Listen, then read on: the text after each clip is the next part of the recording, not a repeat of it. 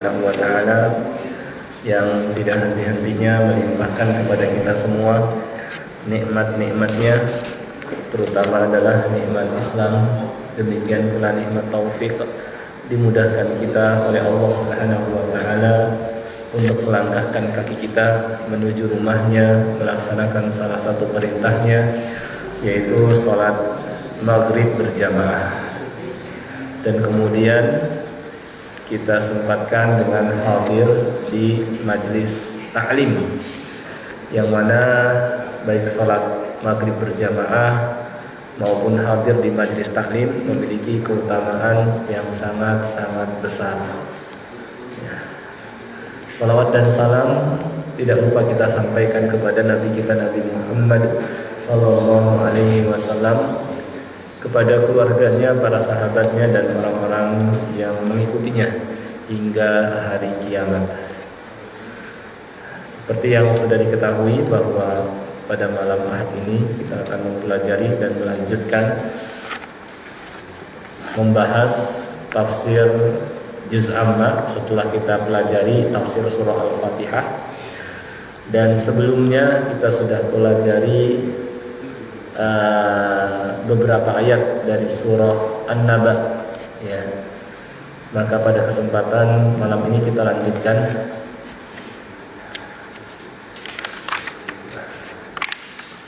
mungkin malam ini kita akan pelajari ayat ke 17 dari surah An-Naba, ya. Saya akan bacakan terlebih dahulu ayatnya. أعوذ بالله من الشيطان الرجيم إن يوم الفصل كان ميقاتا يوم ينفخ في الصور فتأتون أفواجا وفتحت السماء فكانت أبوابا وسيرت الجبال فكانت سرابا إن جهنم كانت مرصادا للطاغين مآبا لابثين فيها أحقابا لا يذوقون فيها بردا ولا شرابا إلا حميما وغساقا جزاء وفاقا. Baik, kita pelajari dari ayat ke-17. Setelah Allah Subhanahu wa ta'ala menyebutkan bahwa Dia mampu dan berkuasa membangkitkan manusia setelah mereka mati, ya, dengan menyebutkan bagaimana Dia berkuasa menjadikan bumi sebagai hamparan, gunung sebagai pasak, menciptakan kita berpasang-pasangan, ya, dan seterusnya, yang itu semua menunjukkan kemahakuasaan Allah Subhanahu wa ta'ala, ya. Dimana kalau Allah Subhanahu wa ta'ala mampu melakukan semua itu, apalagi yang cuma sekedar membangkitkan manusia setelah mereka mati.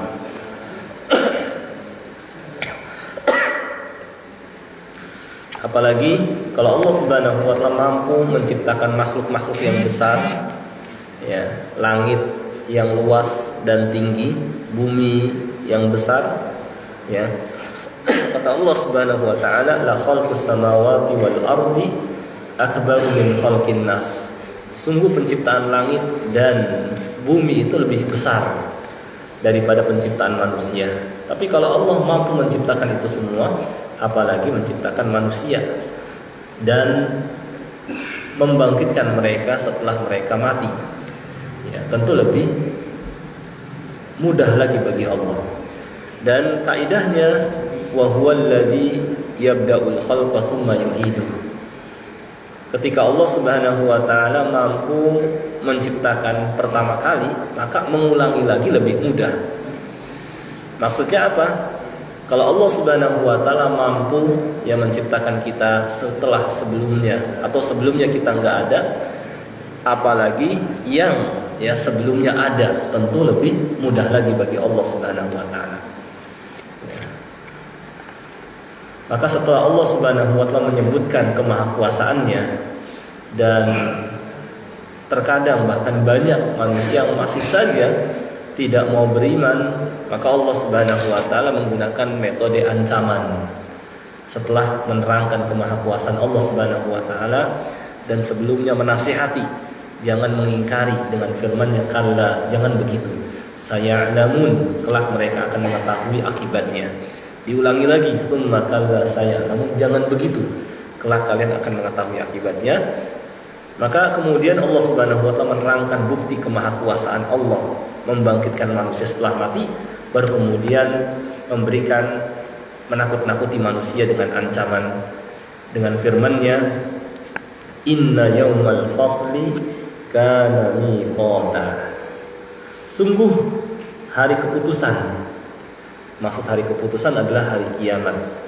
Ya, karena pada hari itu, ya, Allah Subhanahu wa taala memutuskan pertengkaran dan perselisihan yang terjadi di antara manusia. Ya, di mana mereka bertengkar, berselisih terhadap suatu masalah, termasuk terkait dengan hari kebangkitan. Allah putuskan, nih bukti adanya. Kemudian Allah juga pisahkan di antara mereka mana yang berada di atas kebenaran dan mana yang berada di atas kebatilan. Demikian pula Allah pisahkan mana yang beriman, mana yang kafir, mana ahli surga dan mana ahli neraka. Sehingga hari kiamat disebut dengan hari keputusan, hari dipisah. Ya, diselesaikan perselisihan dan dipisahkan mana yang berada di atas hak, mana yang berada di atas kebatilan, dan dipisahkan mana ahli surga dan mana ahli neraka. Inna yaumal fasl, kata Allah. Sesungguhnya hari kiamat itu sudah ditentukan waktunya, dan hanya Allah Subhanahu wa taala yang mengetahui kapan tibanya. Ya.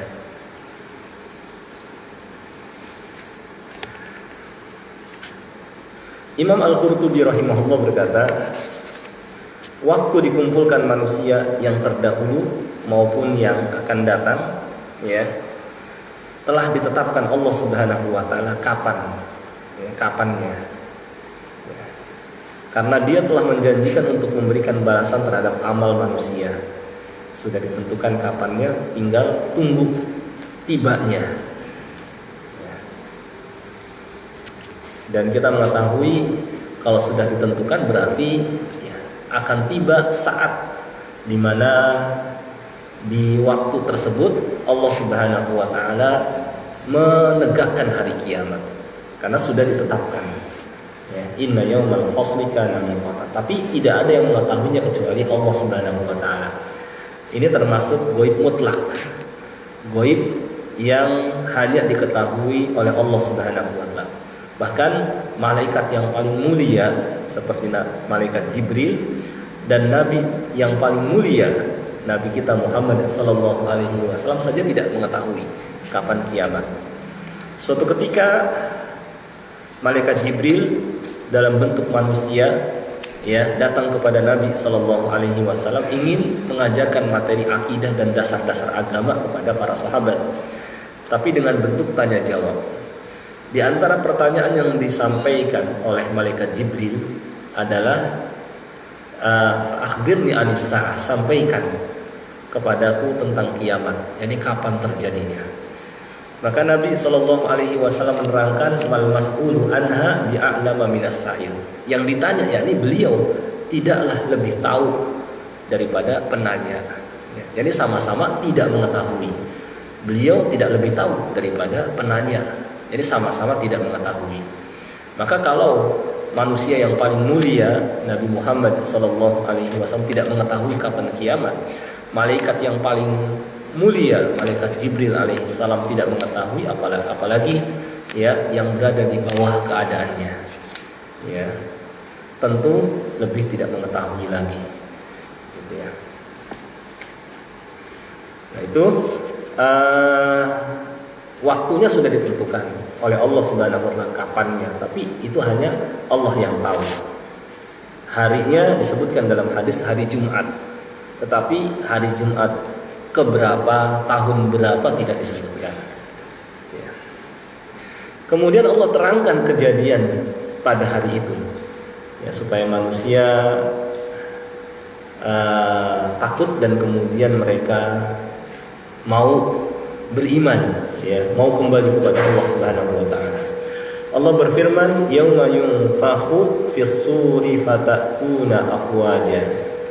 Pada hari ketika sangkakala itu bentuknya tidak seperti yang mungkin kita anggap trompet, ya, bukan trompet. Sangkakala itu dalam hadis bentuknya yakni korn, tanduk. Jadi bentuknya tanduk. Dan sangkakala ini sudah diletakkan di mulut malaikat Israfil. Ya. Menunjukkan dia sudah siap meniup sangkakala, menunggu kapan Allah Subhanahu wa taala memerintahkannya untuk meniupnya. Ya, yauma yunfakhu fis-sur, pada hari ketika ditiup sangkakala. Yang meniup siapa? Malaikat Israfil, malaikat besar. Di antara malaikat-malaikat pemikul arsy. Jadi Allah Subhanahu wa taala punya malaikat-malaikat pemikul arsy yang fisiknya besar-besar. Di antaranya malaikat Jibril, di antaranya malaikat Mikail, dan di antaranya juga malaikat Israfil, disebut malaikat muqarrabun atau karubiyun yang didekatkan dengan Allah Subhanahu wa taala. Fisiknya besar dan kuat, tetapi mereka memiliki akhlak yang mulia. Sampai Allah Subhanahu wa taala terangkan tentang malaikat-malaikat muqarrabun atau karubiyun yang memikul arsy ini. Yang fisik mereka kuat, besar, bahkan saking besarnya jarak antara pundak dengan daun telinga bagian bawah ini sejauh perjalanan 700 tahun. Kayak apa besarnya? Dalam hadis riwayat Ahmad. Karena mereka besar dan siap memikul singgasana Allah Subhanahu wa taala di atas pundaknya. Jadi malaikatnya besar sekali. Jadi kita ini nggak ada artinya apa-apa. Ya. Gitu. Nah, meskipun mereka fisiknya besar, kuat, dekat dengan Allah Subhanahu wa taala, tapi akhlaknya mulia. Kata Allah di surah Ghafir, "Alladzina yahmiluna al-'arsya wa man haulah."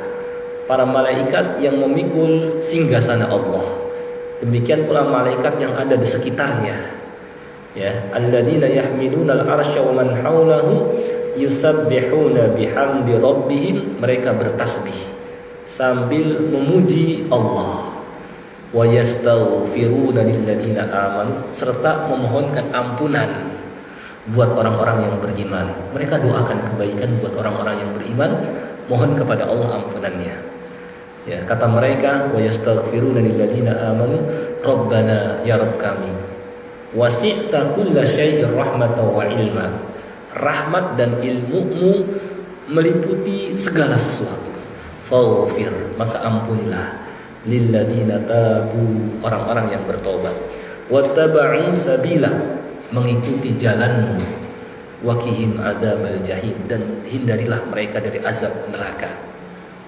Rabbana, kata mereka, malaikat pemikul arsy yang besar-besar itu, wa adkhilhum, masukkanlah mereka ke dalam jannati adn, surga Aden, allati wa'adtahum, yang telah Engkau janjikan kepada mereka, wa man salaha min abaihim wa azwajihim wa dzurriyyatihim, demikian pula masukkan pula yang soleh dari kalangan istri mereka, keturunan mereka, ya, min ab, dan ayah mereka, ya, wa man salaha min abaihim wa azwajihim wa dzurriyyatihim innaka antal azizul hakim, sungguh Engkau Maha perkasa lagi Maha bijaksana. Yaitu keadaan malaikat pemikul arsy, fisik mereka besar, kuat, tapi akhlaknya mulia, pilihan Allah Subhanahu wa taala. Dan di antara malaikat pemikul arsy adalah malaikat Israfil. Maka wajar kalau sekali tiup hancur alam semesta. Fisiknya besar, ya, sekali ditiup hancur. Kata Allah, wa nufikha fis-sur, lalu ditiuplah sangkakala, fasa'iqa, maka matilah makhluk, man fis samawati wa man fil ard, yang ada di langit dan ada yang ada di bumi, kecuali orang yang dikehendaki Allah enggak mati, atau makhluk yang dikehendaki Allah tidak mati. Ya. Nah itu. Setelah ditiup sangkakala, ya, kemudian makhluk-makhluk pada mati, ya. Kemudian jaraknya 40, wallahu alam apakah 40 hari, 40 bulan atau 40 tahun, ya. Ditiuplah sangkakala yang kedua. Maka ketika inilah kata Allah, fatakuna afwaja. Lalu kalian pun menghadap Allah Subhanahu wa taala dalam keadaan berbondong-bondong, rame-rame, bangkit dari kubur dan mendatangi sebuah tempat yang disebut dengan padang mahsyar. Tempat berkumpul manusia yang datar, yang rata, yang nggak ada tempat tinggi, nggak ada tempat rendah, nggak ada gunung dan perbukitan, nggak ada lembah, sehingga manusia ya nggak ada yang bisa bersembunyi karena datar rata, ya. Mereka dikumpulkan di situ, ya.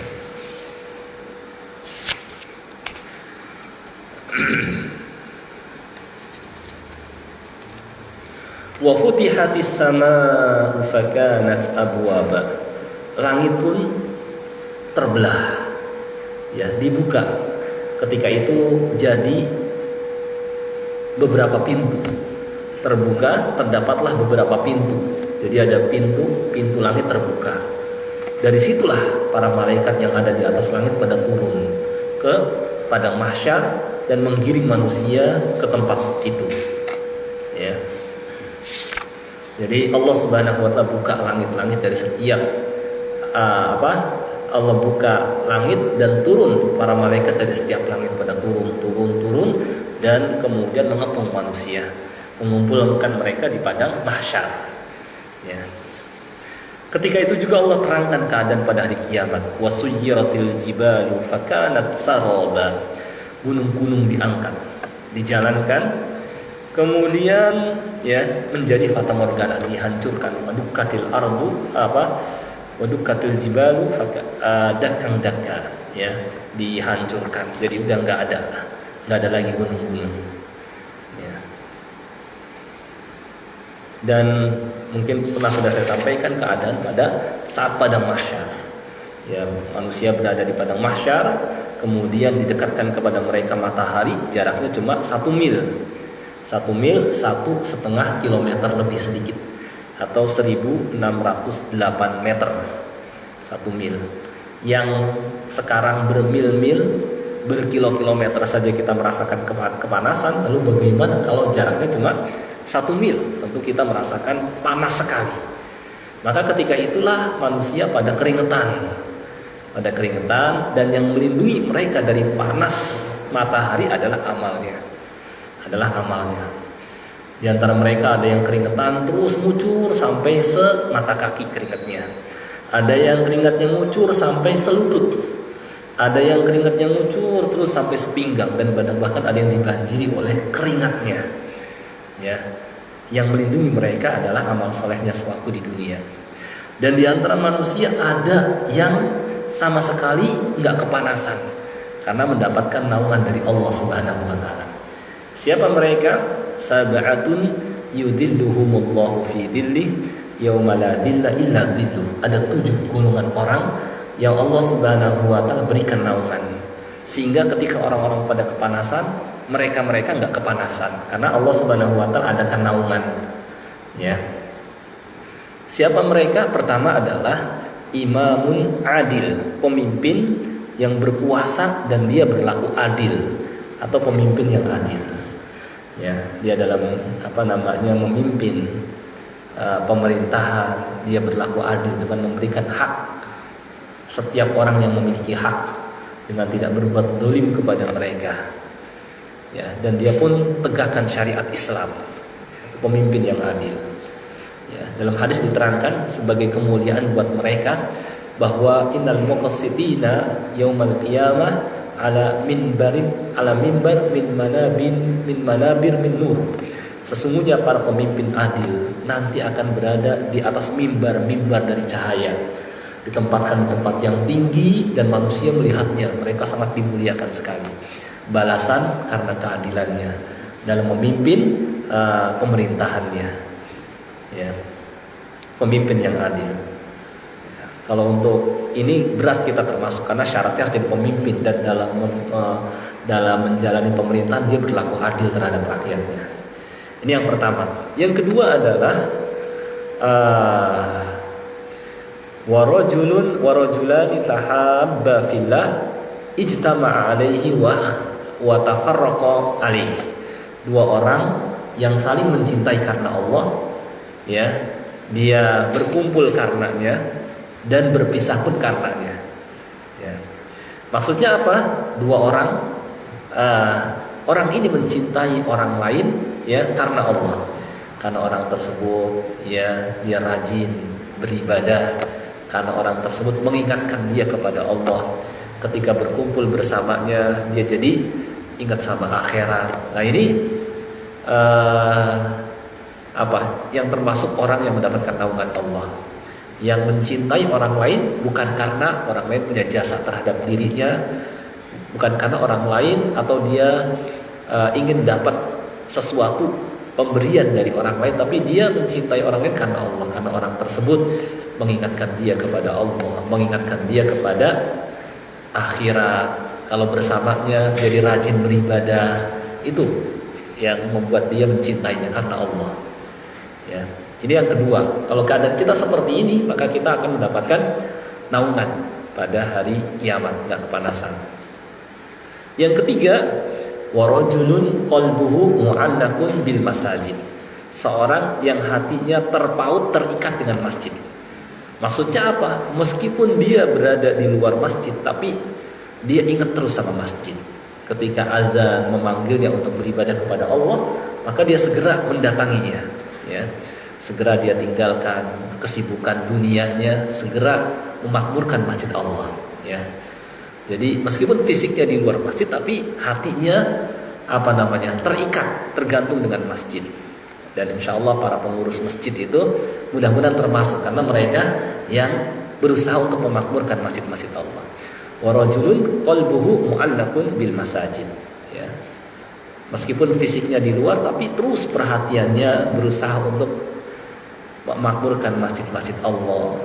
Kemudian menyambut panggilan Allah saat azan berkumandang. Nah, ini termasuk insya Allah yang mendapatkan naungan dari Allah Subhanahu wa Ta'ala, sehingga nggak kepanasan di tengah orang-orang pada kepanasan.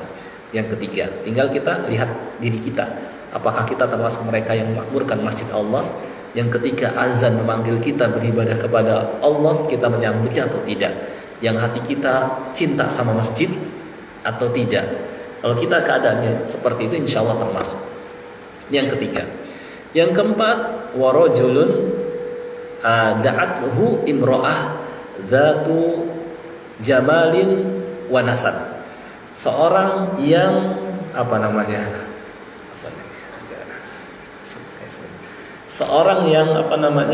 diajak mesum atau zina oleh seorang wanita, yang mana wanita ini cantik dan berkedudukan, ya.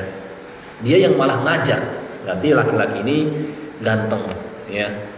Tapi ketika diajak zina, ya, padahal perempuan ini cantik dan berkedudukan, dia menolaknya. Dia mengatakan, inni akhafullah, saya takut kepada Allah.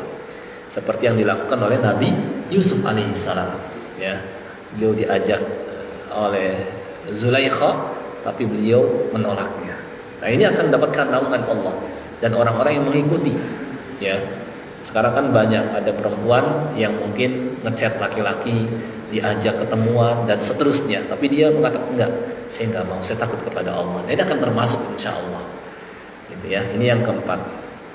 Yang kelima, warajulun tasaddaqa bisadaqah. Seorang yang bersedekah hatta la ta'lam shimaluhu ma tunfiqu yaminu, sampai-sampai tangan kirinya tidak mengetahui apa yang disedekahkan oleh tangan kanannya. Jadi saking berusaha menyembunyikan sedekahnya. Entah mungkin di malam hari ketika orang-orang pada tidur, dia bagi-bagikan sedekah, ya. Atau di siang hari ketika orang-orang pada sibuk bekerja, dia mungkin masukkan ke kotak amal. Atau dia bisa titipkan ke pengurus masjid, dia minta jangan sebutkan nama saya, sudahlah sebut hamba Allah saja. Ini selalu termasuk, ya, karena termasuk menyembunyikan amal, sehingga orang-orang nggak tahu kok ada orang sedekah banyak banget, gitu ya. Jadi afdolnya sedekah itu dilakukan secara sembunyi-sembunyi, tapi terkadang menjadi utama dalam keadaan tertentu, secara terang-terangan, yaitu ketika mendorong orang lain untuk mau bersedekah. Kata Allah Subhanahu wa taala, "In tubdus shadaqati fa ni'mahi." Jika engkau menampakkan sedekah, itu bagus. Itu bagus.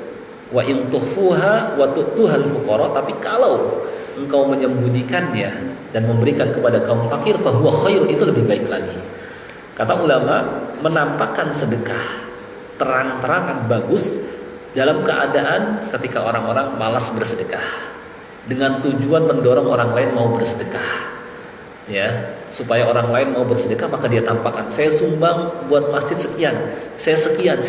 Nah, ini bagus, dan dia mendapatkan keutamaan memberikan contoh yang baik dalam Islam. Kata Nabi Shallallahu Alaihi Wasallam, "Man sanna fil Islam sunnatan hasanah." Barang siapa yang memberikan contoh yang baik dalam Islam, lalu diikuti oleh orang yang lain, maka dia dapatkan pahala dia dan pahala orang yang mengikutinya. Gitu. Tapi kalau orang-orang udah banyak pada rajin sedekah, bagusnya menyembunyikan. Karena lebih jauh daripada riya. Dan dia akan mendapatkan naungan Allah Subhanahu wa taala nanti pada hari kiamat. Yang kelima. Yang keenam, syabun nasya'a fi ibadatillah. Nah, kita ini tinggal menyesuaikan saja diri kita. Diri kita termasuk yang mana nih di antara 7 nanti ini? Pemimpin yang adil kayaknya kita enggak. 2 orang yang mencintai karena Allah, tinggal lihat saja kita cinta orang lain sebabnya karena siapa. Seorang yang hatinya terpaut dengan masjid, tinggal kita tengok hati kita. Kalau azan berkumandang kita, sholat lagi. Nah, ini nggak termasuk, gitu ya. Nah, jadi kalau mau hati kita, seneng banget bergembira, nah insya Allah termasuk. Yang keempat, seorang yang diajak, laki-laki yang diajak zina, tapi dia nyatakan takut kepada Allah. Ya, kalau kita umpamanya ada yang mungkin perempuan duluan kayak gitu, kemudian kita tolak, ya, kecuali dengan yang halal, gitu. Nikah baru siap. So, kalau diajak itu enggak, saya takut kepada Allah, maka dia akan termasuk. Yang kelima, seorang yang bersedekah dan dia menyembunyikan sedekahnya, ya, bagaimanapun caranya dia sembunyikan. Dan yang keenam, seorang pemuda yang tumbuh di atas beribadah kepada Allah. Dari sejak kecil hingga dewasa, hingga jadi orang tua, dia rajin ke masjid. Dia rajin beribadah kepada Allah Subhanahu wa taala, maka orang ini akan mendapatkan naungan Allah. Kalau kita keadaannya seperti ini, kita akan mendapatkan naungan Allah. Dan yang ketujuh, seorang yang ingat sama Allah di tempat yang sepi, entah di waktu siang atau malam, di waktu duha, atau di saat orang-orang pada tidur, dia merenungi dirinya, muhasabah. Dia lihat dosa-dosanya, dia takut kalau Allah Subhanahu wa taala menghukum dirinya karena dosa-dosanya, dia pun nangis. Orang yang seperti ini, ya, termasuk orang yang akan dapat naungan, sehingga enggak kepanasan. Orang-orang pada kepanasan, di tengah orang-orang pada kepanasan, ya. Nah, tinggal kita berkaca kepada diri kita, termasuk yang manakah kita di antara 7 golongan ini. Nah, itu keadaan pada hari kiamat, ya. Nah, setelah itu semua dan manusia merasakan kepanasan, barulah mereka mendatangi para nabi, ya, minta syafaatnya, ya, agar mereka menjadi perantara yang meminta kepada Allah agar penderitaan manusia di padang mahsyar segera diselesaikan. Gitu. Mereka datangi Nabi Adam, wahai Adam, engkau adalah manusia pertama yang Allah ciptakan dengan tangannya. Allah perintahkan para malaikat untuk sujud kepadamu. Tidakkah engkau melihat keadaan kami seperti ini? Ya, mintalah kepada Allah agar dia segera mengangkat penderitaan kami ini. Kata Nabi Adam, nafsi, saya nggak berani menghadap Allah. Saya pernah dulu dilarang mendekati sebuah pohon, tapi saya malah makan buahnya. Ya, coba datangi kekasih Allah. Datangi Nuh, kayak gitu. Datangi Nuh, sama Nabi Nuh juga sama, merasa nggak berani menghadap Allah. Nabi Nuh nyuruh datangi kekasih Allah Ibrahim. Datang Nabi Ibrahim juga sama, nggak bisa, saya nggak bisa. Karena pada hari ini Allah sedang murka, yang tidak pernah murka seperti ini sebelumnya dan tidak akan murka lagi seperti ini setelahnya. datangilah Nabi Musa. Nabi Musa juga sama, Nabi Isa juga sama. Barulah Nabi kita Muhammad sallallahu alaihi wasallam yang diizinkan Allah untuk memberikan syafaat. Kata beliau, ana syafi musyafa. Saya lah yang akan memberikan syafaat kepada kalian dan diizinkan oleh Allah untuk memberikan syafaat. Maka beliau datang sendirian menghadap Allah Subhanahu wa taala di tengah orang-orang pada kepanasan karena matahari didekatkan kepada mereka jaraknya cuma 1 mil. Setelah sampai di hadapan Allah, berada di bawah singgasananya, maka Nabi kita Muhammad sallallahu alaihi wasallam sujud dengan sujud yang lama. Setelah itu baru Allah berfirman sambil memuji Allah. Allah berfirman kepada Nabi Muhammad sallallahu alaihi wasallam, "Ya Muhammad, irfa ra'sak wasal tu'ta." Wahai Muhammad, angkat kepalamu, silahkan minta, engkau akan dikasih. Ketika itulah Nabi kita sallallahu alaihi wasallam mengajukan beberapa permintaan. Inilah yang disebut dengan syafaat. Di antara permintaan beliau agar penderitaan manusia segera diselesaikan. Kemudian ahli surga agar segera dimasukkan ke dalam surga, yang tadinya harus masuk neraka agar tidak jadi, dan agar yang masuk neraka juga nanti dikeluarkan, dan seterusnya. Ya. Nah, setelah Nabi kita Muhammad sallallahu alaihi wasallam mengajukan permintaan-permintaan itu dan permintaan beliau dikabulkan, maka matahari yang ketika itu didekatkan kepada manusia pun dipadukan dengan bulan seperti ditertera di surah Al-Qiyamah, wa jumi'a asy-syamsu wal qamar. Maka matahari dan bulan pun disatukan. Kemudian dijatuhkan ke dalam neraka agar semakin panas dan agar manusia mengetahui bahwa baik matahari maupun bulan enggak berhak disembah. Maka karena sudah enggak ada matahari yang terang, suasana padang mahsyar pun menjadi gelap. Sampai kapan gelap? Sampai Allah Subhanahu wa taala datang kepada mereka seperti tertera di surah Al-Fajr. Allah berfirman, "Wa jaa'a rabbuka wal malaku saffan saffa." Ketika itulah Allah datang. Demikian pula para malaikat datang sambil baris berbaris, ya. Untuk apa? Untuk memberikan keputusan kepada manusia. Dan hakimnya siapa? Allah. Dan Allah adalah hakim yang sebaik-baiknya. Kata Allah dalam Al-Quran di surah Ghafir, akhir surah Az-Zumar, "Wa asyraqatil ardu biduri rabbiha."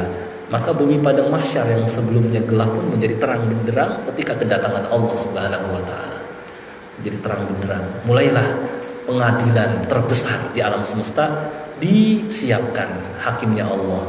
Dihadirkan para nabi, dihadirkan para saksi, disiapkan catatan amal, dan mulailah proses hisab, pemeriksaan amal. Ya, dipanggil satu persatu. Orang mukmin ditutupi, ya, dari khalayak ramai, diingatkan dosa-dosanya, disuruh baca, lihat catatan amal. Kata Allah Subhanahu wa taala, "Iqra kitabak." Baca catatan amal.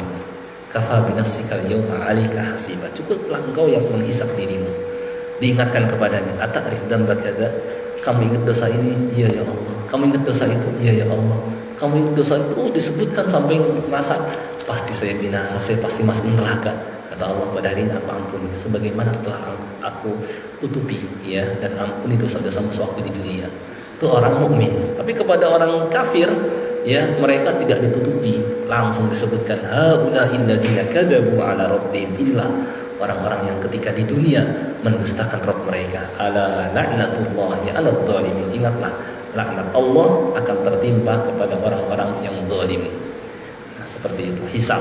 Selesai hisab, untuk membuktikan keadilan Allah disiapkan mizan, timbangan. Timbangannya ada dua. Ada dua timbangan. Ya, yang kata Allah, fa amma man thaqulat mawazinu. Adapun orang yang berat timbangan kebaikan, setelah ditaruh catatan amalnya di daun timbangan yang satu ternyata lebih berat catatan amal baiknya, fa huwa fi isyatir radiyah. Maka dia berada dalam kehidupan yang memuaskan. Wa amma man khaffat mawazinu, tapi yang ringan timbangan kebaikannya dan lebih berat timbangan keburukannya, fa ummuhu hawiyah, maka tempatnya neraka hawiyah. Ya, disitulah ya ditimbang catatan amal kita. Ya, dan perlu diketahui ada beberapa amalan yang memberatkan timbangan. Di antaranya zikir kepada Allah, yang kata Nabi SAW, kalimatani habibatani ila rahman khafifatani 'alal lisan thaqilatani fil mizan. Dua kalimat yang ringan di lisan, dicintai Ar-Rahman dan berat di timbangan, yaitu subhanallah wa bihamdi subhanallahil azim. Juga akhlak yang mulia juga memberatkan timbangan. Itu semua ya yang membuat jadi berat timbangan kebaikan seseorang. Nah, setelah selesai timbangan dan itu membuktikan keadilan Allah, bahwa Allah Subhanahu wa taala sama sekali tidak menzalimi hamba-hambanya, maka disiapkanlah sirata, ya jembatan di atas neraka jahanam. Dan sebelumnya dihadirkan neraka jahanam sebagaimana tertera di surah Al-Fajr. Setelah Allah sebutkan wajaa rabbuka wal malaku saffan saffa, apa lanjutannya?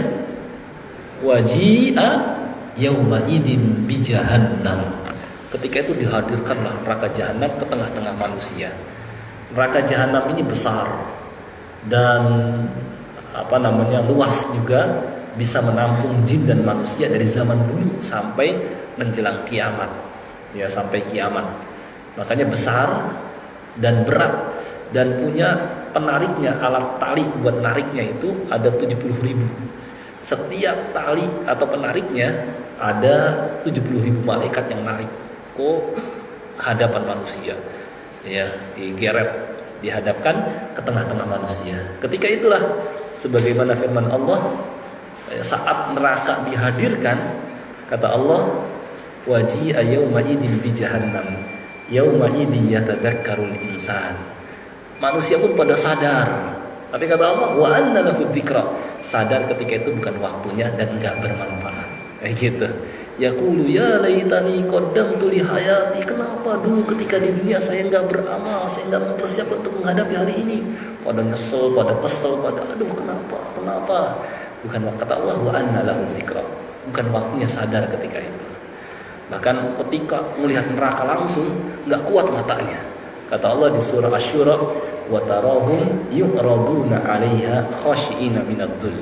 Engkau lihat saat neraka dihadirkan, engkau lihat pandangan mata mereka lesu, lemes, enggak kuat. Kayak gitu. Yang duruna min tarfin khafi, melihat dengan pandangan yang lemes, enggak kuat. Sehingga karena lemes enggak kuat, ya jangankan masuk, mendekati aja udah enggak siap. Ketika itulah cari apa yang bisa nyelamatin diri dia. Kata Allah, yawaddul mujrimu law yaftadi min adzabi yaumi idzin bibani. Kalau ada bisa menyelamatkan dirinya, pakai apa dia akan pakai, meskipun dengan anak-anaknya dikorbanin, yang penting dirinya selamat, kayak gitu ya. Wa sahibatihi wa akhihi, bahkan kalau bisa menyelamatkan dirinya dengan ngorbanin istrinya, saudaranya, enggak apa-apa, yang penting dirinya selamat. Wa fasilatihi allati tuwi, atau dengan keluarga besarnya jadi korban, enggak apa-apa, yang penting dirinya selamat. Wa man fil ardi jami'a, bahkan seluruh orang dikorbankan untuk masuk neraka, untuk menyelamatkan dia siap. Saking enggak siapnya mendekati, apalagi masuk ke dalam neraka. Nah, itu keadaan pada hari kiamat. Di samping itu kata Allah di sini, di ayat ini, inna jahannama kanat mirsada. Di neraka jahanam pun ada pos-pos tempat ngintai para malaikat, yang siapa saja yang coba-coba kalau sudah berada di dalamnya, coba keluar akan diseret dan dijatuhkan lagi. Dan jembatannya pun tipis, ya lebih tipis daripada rambut dan lebih tajam daripada pedang. Maka kalau mengandalkan kemampuan kita nggak bakal bisa. Ya panjang, segini aja kita nggak bisa, akan jatuh, apalagi cuma serambut, bahkan lebih tipis daripada rambut, kita disuruh melintasinya. Kata Allah, wa in minkum illa wariduha, kamu semua harus melewatinya. Ya wa in minkum illa wariduha kana ala rabbika hatman maqdiya. Itu adalah keputusan yang sudah Allah putuskan, harus lewatin. Ya udah, kalau kita nggak punya amal soleh, ya harus siap berjatuhan gitu. Maka di antara manusia banyak yang berjatuhan, tapi yang punya amal soleh, punya iman, jaga imannya, Allah akan permudah. Ada yang secepat kilat, ada yang seperti orang naik kuda, ada yang seperti orang berlari, ada yang berjalan kaki, dan banyak yang berjatuhan. Dan di neraka ada kalalib. Kalalib itu jeruji yang kayak buat narik orang yang lewat di atasnya, jatuhkan, di sebelah dijatuhkan. Banyak yang berjatuhan. Ya, dan orang jatuh dari atas sampai bawah dalam hadis yang sahih itu setelah melalui lama sab'ina kharifah, 70 tahun, saking dalamnya neraka. Melayang terus baru sampai dasarnya setelah melalui 70 tahun baru sampai. Itu kondisi neraka, waliyadzubillah. Itu mungkin sedikit gambaran peristiwa pada hari kiamat. Baik, saya kira mungkin sampai di sini. Ini yang biasa saya pakai di komputer sudah saya cetak, saya print, namanya Tafsir Al-Fatihah dan Juz Amma. Kemarin saya itu sudah habis, nanti mungkin saya perbanyak lagi, insyaallah bisa dipakai buat apa kita bahas. Iya, tafsir yang saya tulis, yang biasanya saya pakai komputer, saya cetak kemarin, sudah habis, nanti insyaallah mau diperbanyak lagi. Baik, sampai di sini yang bisa kita pelajari karena waktu Isya sudah masuk. Wallahu alam. Kita tutup dengan doa kafaratul majlis. Subhanakallahumma bihamdik asyhadu an la ilaha illa anta astaghfiruka wa atubu ilaik. Assalamualaikum warahmatullahi wabarakatuh.